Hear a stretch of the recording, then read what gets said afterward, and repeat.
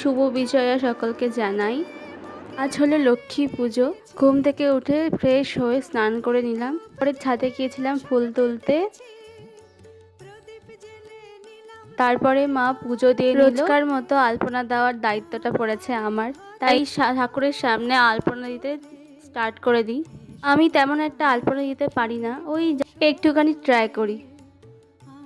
এটা হলো আমার আলপনার ফাইনাল রেজাল্ট। কেমন হয়েছে প্লিজ কমেন্ট করে জানিও। তারপরে মা বলল এই ঘট আর প্রদীপ দানিটাকে রং করে দিতে।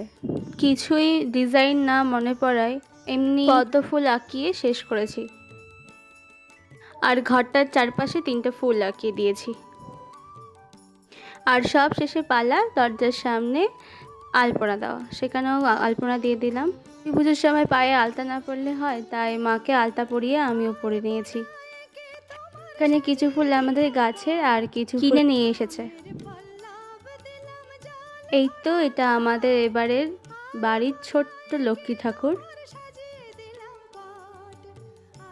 আবার দোকান থেকে এই রজনীগন্ধার মালাটা নিয়ে এসেছে ঠাকুরের জন্য, সেটা পরিয়ে দিলাম।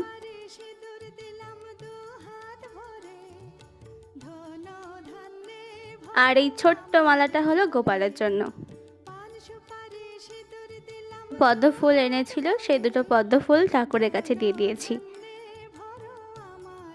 এই তো এবারে লক্ষ্মী পুজোর পুরো জায়গাটা আমাদের সাজানো কমপ্লিট হয়ে গেছে।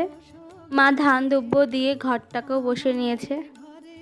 আর এই ছোট্ট ছোট্ট শাঁখাপলাগুলো ঠাকুরকে পরিয়ে দিয়েছি। ঠাকুরের পুরো সাজ রেডি।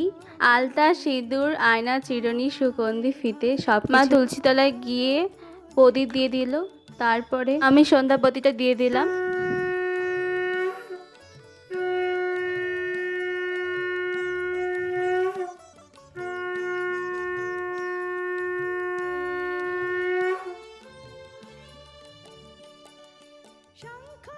ব্রাহ্মণের আসার কথা ছিল 9টার দিকে, কিন্তু এসেছে 12:30টায়।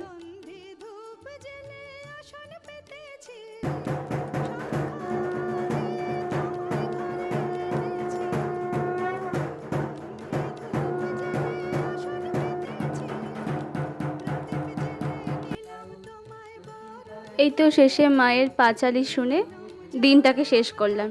টাটা।